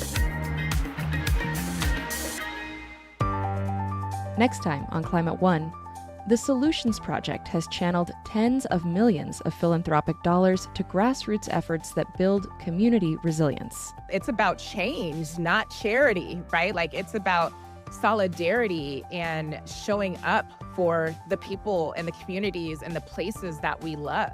Grassroots change, not just charity, on the next Climate One. You can hear that Sunday morning at 6 o'clock.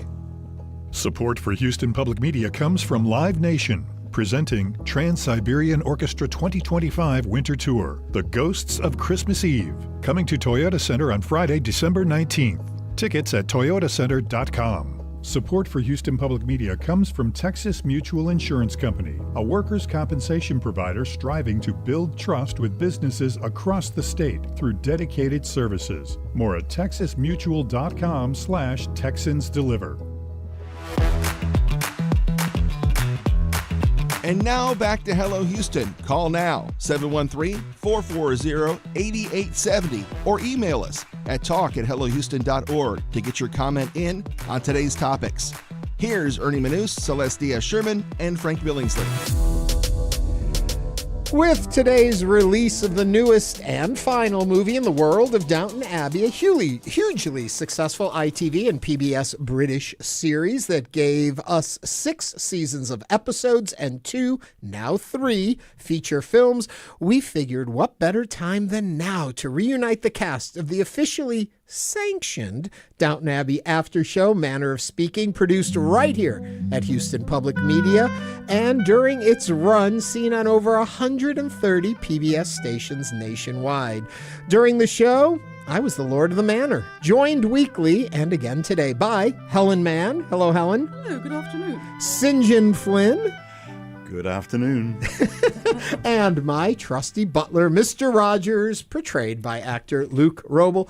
Welcome, Luke. Good afternoon, Mr. my lord. Rogers. Yeah. Welcome to all of you. As always, we would love for you to join the conversation. We're not delivering tweets this time, but we are taking calls and texts at 713-440-8870.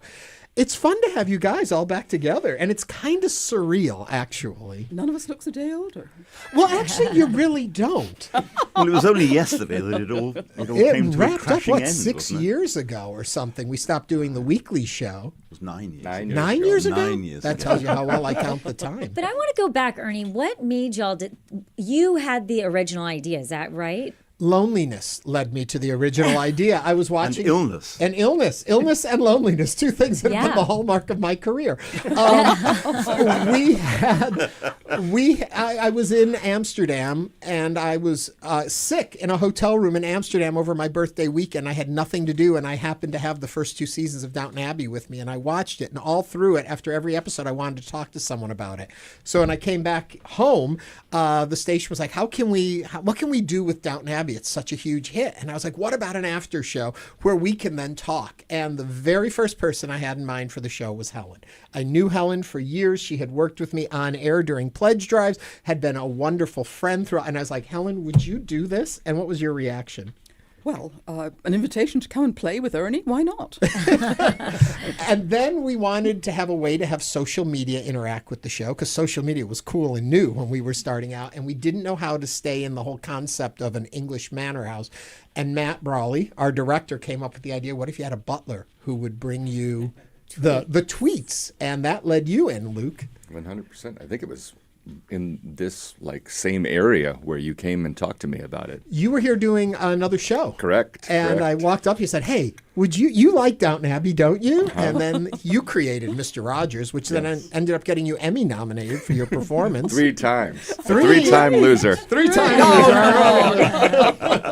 And then We love you anyway. You joined the party to bring some culture to this group.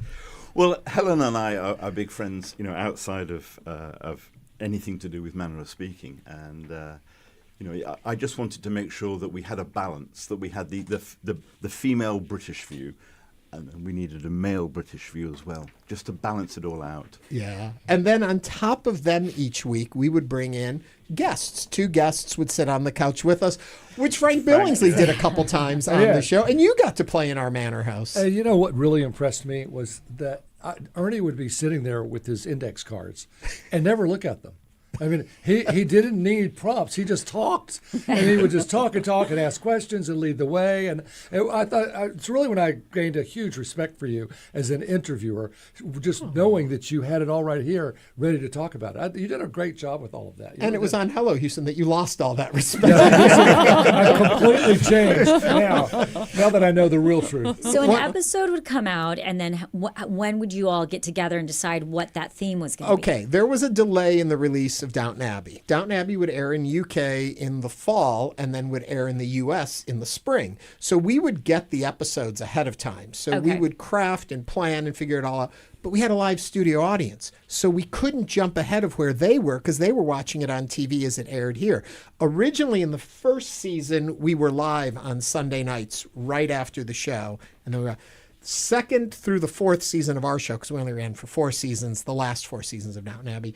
We would pre-tape on Tuesday nights. So all the audience had to come in early and watch the upcoming episode and sign release forms that they wouldn't talk about the episode, so that the audience knew what we were talking about. And that's why we had then the audience members join in. We grabbed the tweets, were kind of a delay on the tweets. So they were usually from the week before, and we picked more generic topic tweets because they weren't live in the moment. And so we taped on Tuesday, and then we aired on Sunday night, and then Tuesday we were back together again, and Sunday night. And it was a dream job. But I want to go back to something you were saying about being prepared, knowing what you're doing. And it's my favorite Luke, one of my favorite Luke stories. Luke and I always had a little shtick we would do when he would come to deliver the tweets. We would come up with some funny one-liners that you always came up with. I'll let you take it away. And Ernie, I was watching you sent us videos last night from the last season, and we'd set up a joke, and Ernie would inevitably, he had to feed me a line so that I could hit the joke. And the line that he fed me would always be wrong. It would never make the joke work. And in lifetime, I'd have to find a way to maneuver my way back into the joke. So not much has changed. Hello, Houston. That lack of discipline. But going back to what Frank said, being behind you on every episode, and Helen was there for every episode. I think we broke down maybe 3 times in all of the years where we had to go back and refilm, which is amazing for live television. The fact we that never had to do pickups. We never had to do pickups because you were always in control.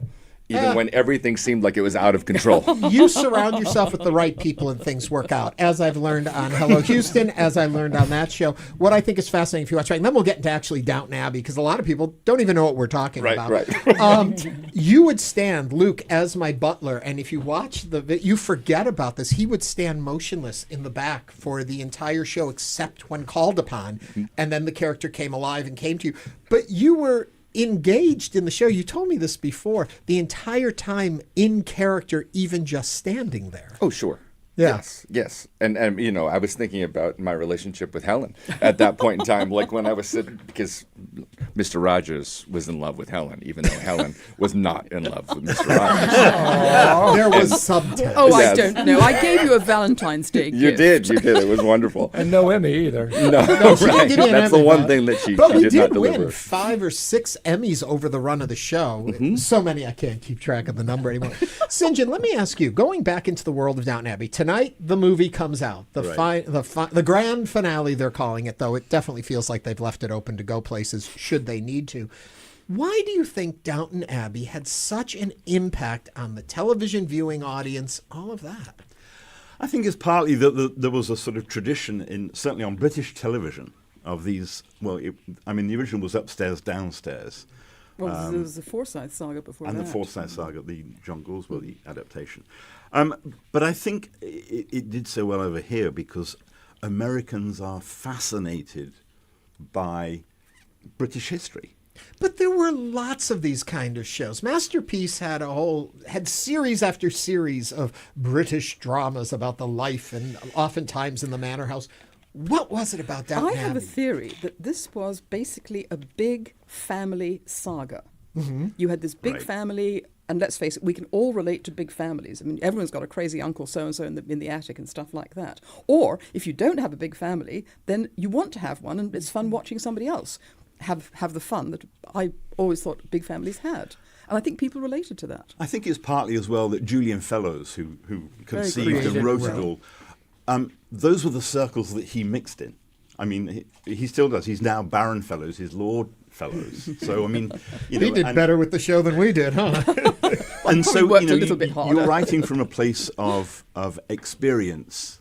Yeah. And he gave it subtleties that I don't know that necessarily Upstairs and Downstairs or the Forsyth saga had. And also, I think when the show itself was being done, I mean, they were meticulous about getting it right, so that nobody could complain, oh, you had a shooting party at so-and-so and they were wearing red socks when they should have been wearing green socks. Their attention to detail was amazing. I also think, and I used to say this back in the run of the show, that I thought they took a lot of contemporary issues and concerns and then recouched them back in those times. Even though you would often think, oh, the big crisis today is someone used the wrong fork at dinner and the whole family's falling apart. But they really touched on things that were affecting us today.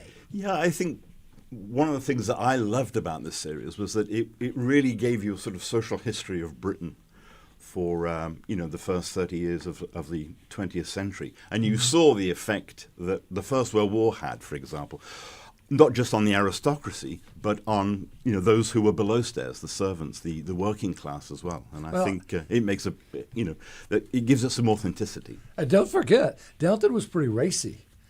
I mean, there was sex and violence in a lot of ways. From the first episode. Mr. Pamuk. Who can forget him?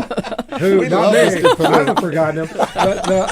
And then, like people would just die. I mean, main characters, and that doesn't happen very often. Eventually we created Mourner's Corner in our manor house, and when a character would die, and you have a great story about that though. Luke would hang the picture of the character that died, Mr. Rogers, at the beginning of the episode when a character had died in the show before us. My favorite is your Sybil story. Do you remember this, No. Frank? Frank watched Downton Abbey religiously, was a big fan of the show, and he had gone out to dinner and came home late on the night of the third episode of whatever season that was, season 3. And so he was going to watch it back from his TiVo. Do you remember what I'm talking about? TiVo. Yeah. But I watched you first. Right. So I watched Manor of Speaking, and of course they told me Sybil died. And I'm like, you ruined it. Because you're hanging Sybil's picture on the wall, and you called me, you're like, she's dead. That really did break my heart, though. I didn't want her to die.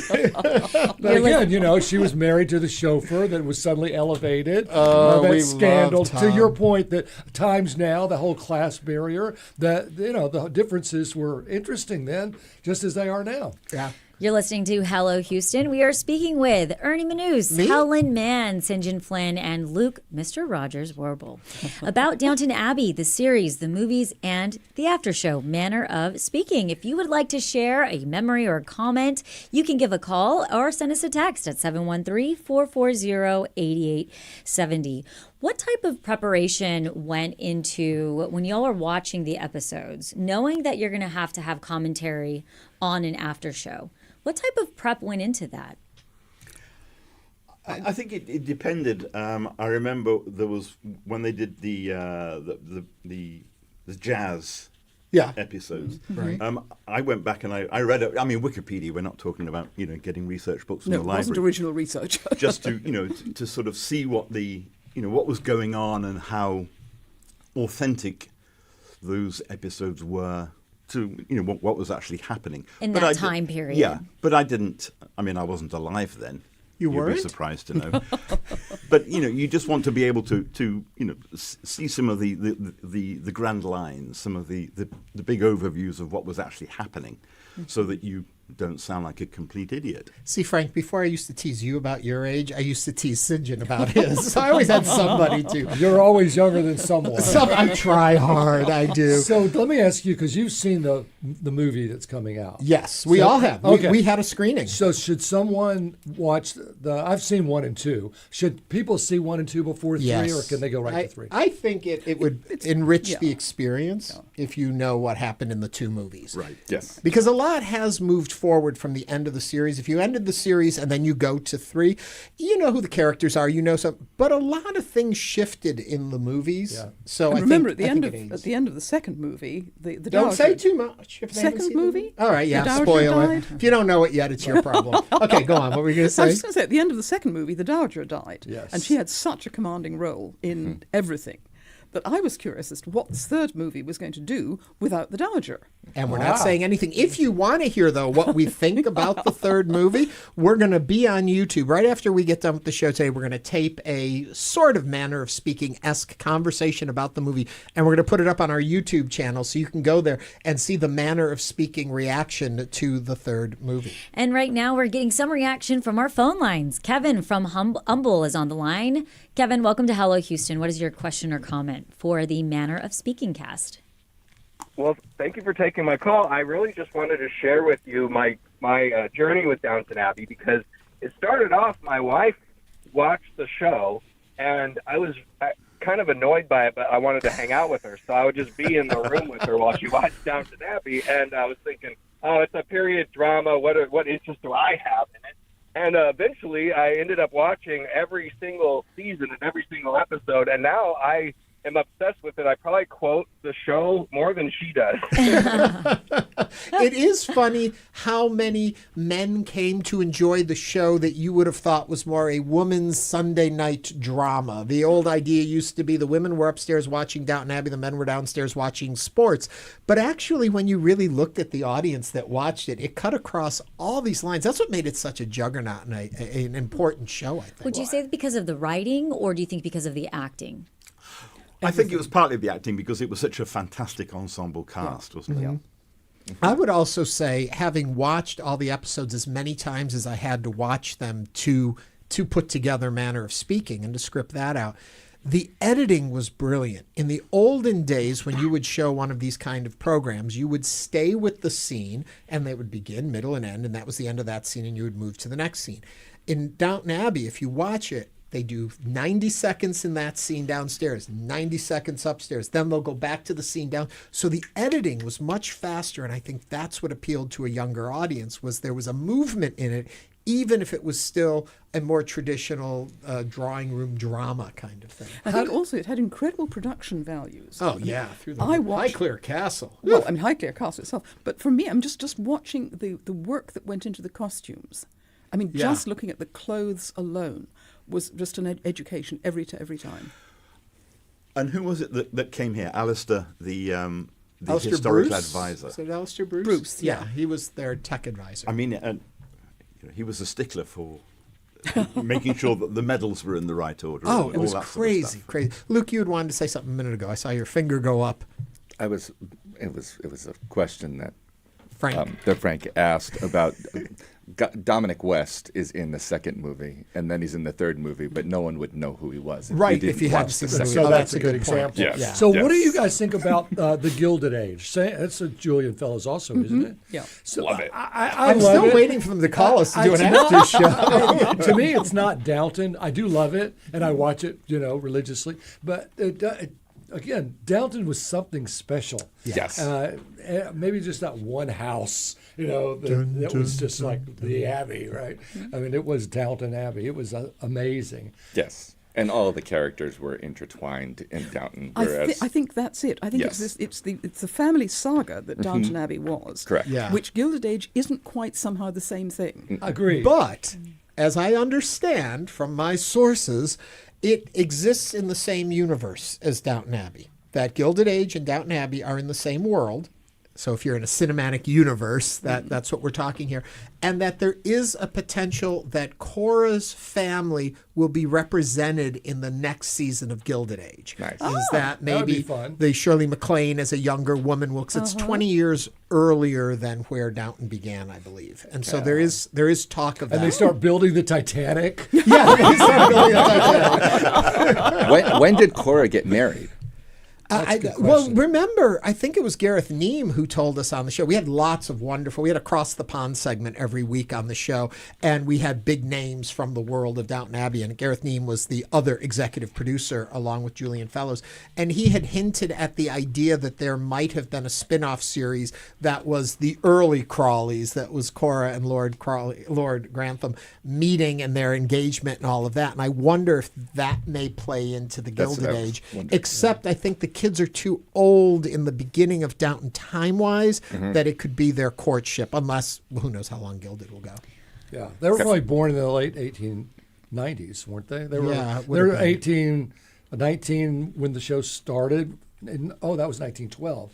So they would have been born around 1890. Well, maybe then. We had a question that came in on our YouTube channel for someone, not mentioning any names. Is there a way to watch the companion show, Manor of Speaking, if one were to watch Downton Abbey for the first time? Unfortunately, no. And it is the problem of our success, is the reason why you cannot watch it online today. What had happened was we had begun the show, and then we worked with the actual producers of both Masterpiece and Downton Abbey, and that's why I say it was officially sanctioned. It wasn't considered the official after show, but we were okayed by Downton Abbey and Carnival and all of that. But the understanding was each episode could only air for 1 week. It could only be up online for 1 week after it aired, and then we had to take it down. by agreeing to that, then they gave us cast members, they gave us clips we could use, we could have more of Downton mixed into our show. They gave us the rights to it with the understanding it would only air for 1 week. So that's the sad part of it all. There's a few clips out there. The 101s, History 101s are out there. You can look those up that talk about different historical elements that were mentioned in the show. Our behind the scenes, some of those are up there. But, I know someone who's got the complete series of Manor of Speaking on a hard drive. Now, what does it take? What does it take for you, Helen? Nothing at all. Just everything you have given to us and the station over the years and the support you have given to public media from when I first got here almost 30 years ago. You were in the trenches with us. You were on our campaigns and pledge drives. And so I can't thank you enough. And then when this crazy idea came, you jumped right on board with us. Always been a friend of the station. And I hope people appreciate that in you. Who was your favorite cast member that y'all had on Manor of Speaking?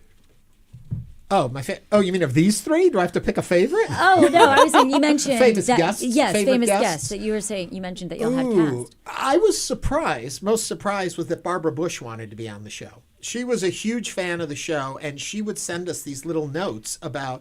And this just shows how smart she was. She wrote to the station and said, it's obvious Ernie is watching these shows before everyone else sees them, because how else could he write the stuff for Manor of Speaking? So if he's seeing them, how can I see them? That's amazing. And so we folded her into a very small group who got the episodes ahead of time so she could watch them also at home with the family. So that was, how about for you guys? Favorite guest or surprise we had on? Lyle Lovett. Lyle Lovett. I was going to say Lyle Lovett. Lyle was another big fan. It was the first time that my wife was impressed that I was on television, was when Lyle Lovett was. Lyle came on the show. He loved Manor of Speaking. St. John, how about for you? Yeah, I was going to say Lyle Lovett. He had the coolest cowboy boots on when he was on the show that had his name. I mean, they were custom made and they were just gorgeous. Yeah, that was kind of fun. Helen, how about for you? I was going to say Alistair Bruce. Because he was so interesting. I mean, the work that he did to make sure that all the I's were dotted correctly and the T's were crossed correctly. And that was a lot of work. Fascinating to think of the number of characters and background people. So there was just a special on TV the other night talking about the new movie, and they're talking about the costuming of that and the number of people they had a costume for that alone. Of course, the obvious answer is my favorite guest ever to sit on the couches was Frank Billingsley. He was just brilliant and loved the show. I was at a fundraiser for the Bryan Museum, and I was the MC, and somebody tapped at my shoulder and said, Lyle Lovett wants to meet you. He was the entertainment. He said he was a big fan of you and Channel 2. And he was one of the nicest people that's famous like that I've ever met, too. Still is. I can see why he came right to mind. He's just a nice guy. So I have a little Downton Abbey trivia for you guys. Let's see how well you know it. Downton Abbey begins shortly after which historic event? Please. Who wants to take it? I'll take it because this will probably be the only one.